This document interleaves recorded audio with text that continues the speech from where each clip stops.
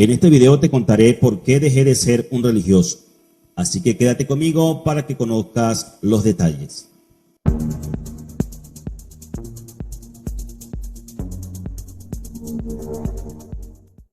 Saludos mis estimados amigos, bienvenidos a un nuevo episodio de su podcast, La cara oculta de la luna. El podcast donde te muestro el lado oscuro de la religión. Bienvenidos a este segundo episodio. Vamos a estar hablando acerca del tema ¿por qué dejé de ser un religioso? Y para poder comenzar a hablarles sobre esto, debo recordarles que les relaté en el episodio anterior que comencé desde muy joven en esto de la fe. Y siendo yo un adolescente, prestaba mucha atención a los predicadores que escuchaba en las calles y distintos lugares. Y además, junto con la lectura particular que tenía del Nuevo Testamento, me fui haciendo una idea, una imagen de lo que era el tema de la fe, del cristianismo. Y bueno, me fui adoctrinando de alguna manera en base a lo que ellos decían, y yo leía las escrituras y desde lo que ellos decían entendía entonces las sagradas escrituras. Luego, cuando decido entonces incorporarme, iniciarme en la iglesia evangélica, comienzo a recibir clases como nuevo creyente, comienzo a recibir enseñanza, y había un tema que comúnmente repetían mucho los predicadores que yo escuchaba en la calle, y ahora lo escuchaba también muy frecuentemente dentro de la iglesia, y básicamente es como un concepto en el cual se maneja el mundo evangélico, sobre todo el mundo evangélico conservador, porque hay que decir y hay que reconocer que hay distintas tendencias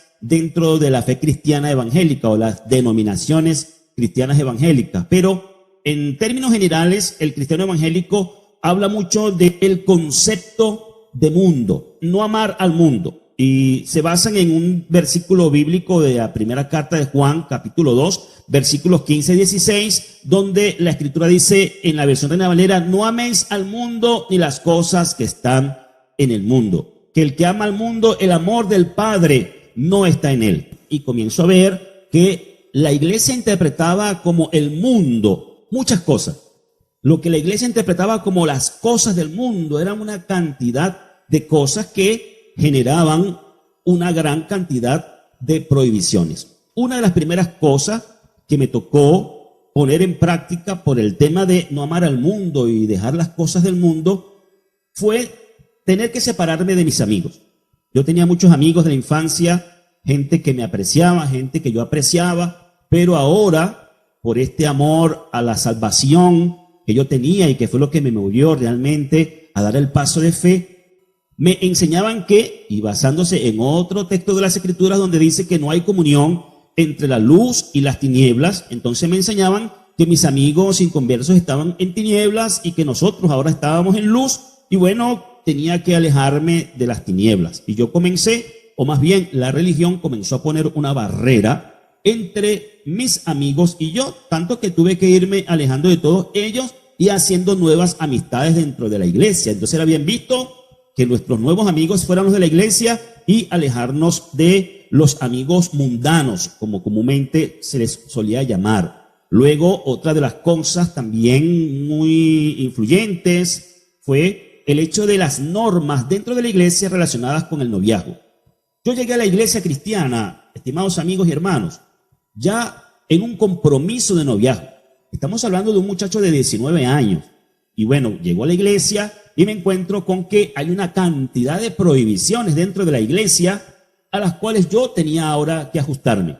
Abstenerse de muchas cosas que hacíamos como pareja al llegar o antes de llegar a la iglesia, y muchas cosas que eran mal vistas. Miren, eran mal visto en aquellos días para la iglesia, por los líderes de la iglesia, era mal visto que yo tuviera una novia y anduviera tomado de la mano con ella por la calle. Eso era una actitud mundana. Era mal visto y se me llamó la atención porque yo visitaba a mi novia cada noche, venía del trabajo, pasaba por su casa, la visita que le hacía a mi novia cada noche, que no podía estar visitando a mi novia tan frecuentemente. Y bueno, una cantidad de cosas que hacían sentir lo hacían sentir a uno como que estaba siempre bajo una supervisión la relación nuestra. Así que, bueno, había que ajustarse a eso y una de las soluciones para todas esas prohibiciones era el tema del matrimonio. Es decir, la iglesia, de alguna manera, con sus normas, a mí me obligó a buscar prontamente el matrimonio para poder tener una relación normal como la tenía antes de llegar a la iglesia con mi pareja. Y bueno, fue luego de un año dentro de la iglesia que hicimos todo lo posible por casarnos y así poder liberarnos de todas aquellas prohibiciones que nos estableció la iglesia en aquella relación de noviazgo, que llegamos a la iglesia ya en una relación. Otra de las cosas que comúnmente dentro de la iglesia se interpretaba como cosas del mundo de las cuales nosotros teníamos que apartarnos, era todo lo que la iglesia llamaba moda, o cosas que, bueno, estaban de moda, por ejemplo, para los jóvenes de aquel momento, cosas que tenían que ver con la ropa, con la manera de vestir, por ejemplo, cosas que tenían que ver con el cabello, para los varones, los cortes de cabello. La iglesia establecía normas de qué tipo de cortes de cabello eran aceptables, qué podía el hombre o la mujer utilizar como adornos o cómo podía arreglarse. Por ejemplo, el hombre tenía prohibido dejarse crecer la barba, eso era cosa mundana. A la mujer se le prohibía cortarse el cabello del frente, lo que aquí conocemos como la pollina. A la mujer se le prohibía, eso era mundano, cortarse el cabello. Y también rasurarse. En la mujer se veía mal que se rasurara, incluyendo partes de la mujer como las axilas. El hombre, por ejemplo, no podía, como acostumbro hacer yo, a rasurar, a hacerme cortes que son muy bajos. Eso también era visto como moda. La mujer secarse el cabello, usar rollos, que en aquel entonces se usaba mucho eso, que las mujeres utilizaban para ondearse el cabello, arreglarse. El arreglo en la mujer, todo ese tipo de cosas eran vistos como mundanalidad.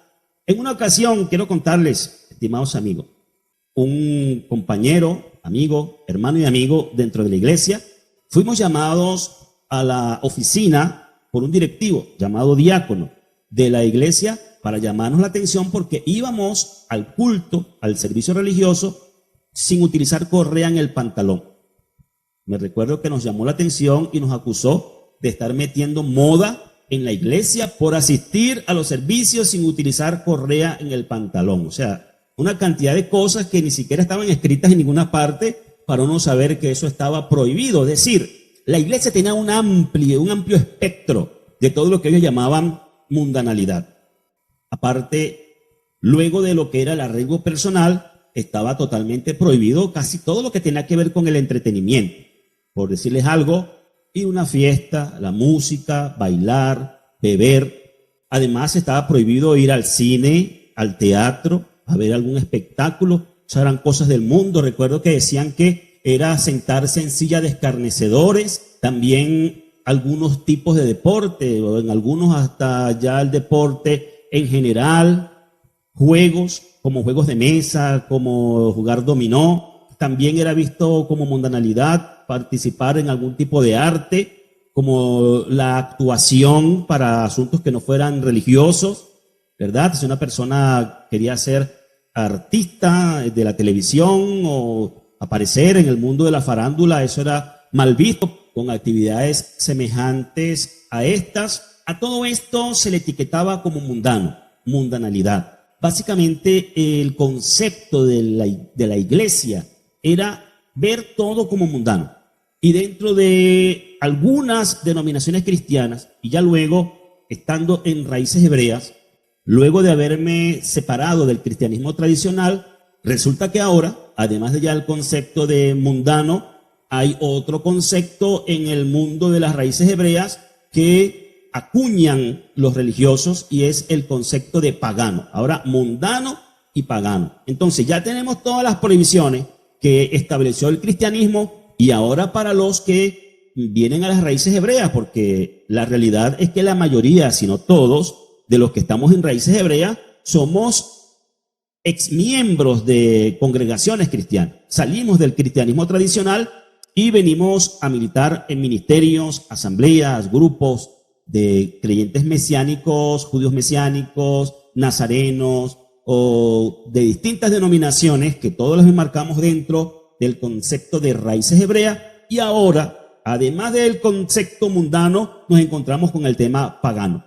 Y en algunas denominaciones cristianas y en algunos grupos de raíces hebreas, entonces es visto como pagano el tema de la celebración de un cumpleaños, el tema de la celebración de un día festivo como el Día de la Madre, como el Día del Padre, y algunos otros tipos de celebraciones que tienen que ver con la parte cultural de una nación o con celebraciones de fiestas nacionales o que tienen que ver con la región o el lugar donde habita la persona, en distintas fechas festivas que pertenecen a los lugares donde están las personas y que no tienen ninguna relación con asuntos religiosos o que no van directamente en contra de ningún mandamiento de las Sagradas Escrituras, pero por no ser celebraciones bíblicas o celebraciones religiosas, porque inclusive algunas de las celebraciones que hacen los religiosos no son bíblicas, son tradiciones, y bueno, son todas estas otras celebraciones mal vistas. Quiero decirles que una de las cosas que más me cansó es que la mentalidad religiosa es tan obtusa, tan cerrada, tan incoherente y tan intolerante, por encima de todo, que por un simple feliz cumpleaños, o por un simple feliz día de la madre, o por un simple feliz día del padre, pues ya te acusan de mundano y pagano. Y la persona religiosa se llena de un prejuicio tan grande que se ve a sí mismo como alguien que es de alguna forma superior a los demás, que ve y etiqueta como mundano o como pagano, y se llena de esa actitud, una actitud farisaica de que yo soy un santo y los demás son unos pecadores. Entonces la mentalidad religiosa hace que la persona esté constantemente observando, metiéndose en la vida ajena, viendo qué dice o qué hace aquel o qué hace aquella para criticar. De allí, de esa mentalidad, lo que salen es comentarios, críticas, rumores, falsos testimonios, mentiras, acusaciones, señalamientos contra las personas por el prejuicio que la mente religiosa tiene en su cabeza. Y todo esto se deriva del producto de la enseñanza constante, de la programación mental constante que se hace desde los púlpitos y desde las escuelas de enseñanza bíblica en las iglesias, en las religiones, en donde la gente se va cada día llenando más y más y más de esas ideas. Y esa es la razón por la que yo fui en el tiempo dándome cuenta de que cuando llegas a la iglesia, te ofrecen antes de llegar que vengas a la salvación y que serás libre. Pero cuando llegas a la iglesia, realmente hay que preguntarse, ¿la persona que llega a la religión es una persona libre? ¿Realmente es una persona libre?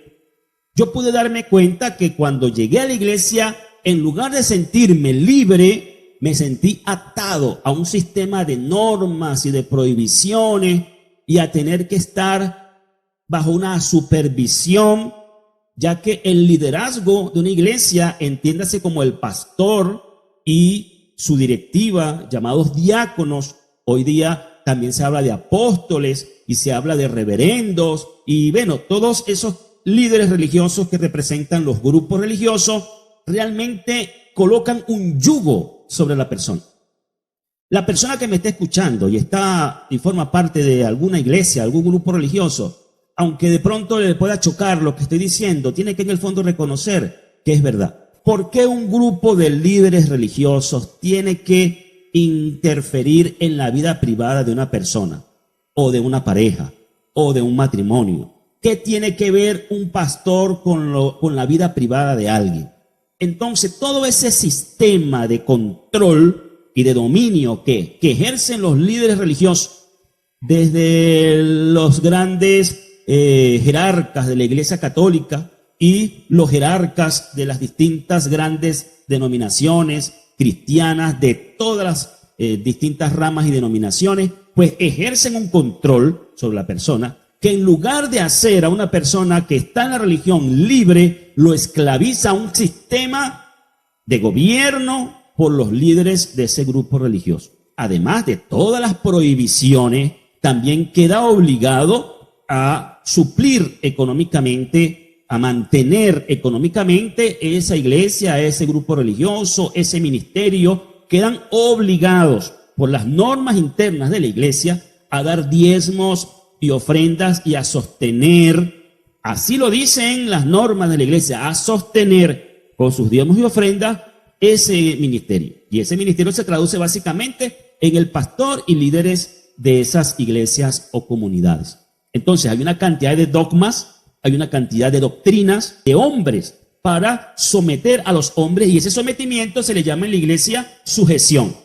La sujeción a la autoridad. Entonces se predica constantemente de que el creyente tiene que estar sujeto a la autoridad, estar en sujeción, y esa sujeción pues a todas esas normas establecidas por el sistema de control y dominio de la religión. Ahora díganme ustedes si una persona llega a la religión para ser libre o para ser más esclavo de lo que era antes de llegar. Alguna persona de repente, o muchas personas, eran esclavos de la droga, eran esclavos del alcohol, eran esclavos de vicios. Y al llegar a la iglesia se liberan de todo ese tipo de vicios, y está bien. En ese sentido podemos decir que se cumple, que conocerán la verdad y la verdad los hará libre. Pero en contraposición, recuerden que estamos hablando del lado oscuro de la religión.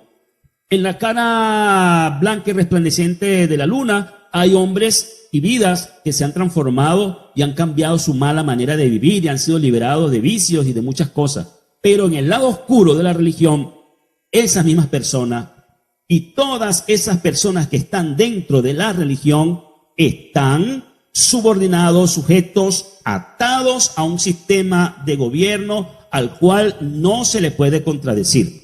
Una de las cosas que comúnmente pude ver del mundo religioso y de los grupos religiosos es que cuando usted entra en desacuerdo con esa iglesia, con ese ministerio, con lo que allí se hace, usted comienza a ser etiquetado de muchas cosas para que todo el mundo lo vea feo. Y si usted se va de la congregación, a la gente de la iglesia le prohíben que se reúna con usted o que tenga relación con usted. Inclusive, como los testigos de Jehová, que le prohíben a la propia familia que trate a su familiar por haber sido excomulgado de los testigos de Jehová o por no haber asistido más.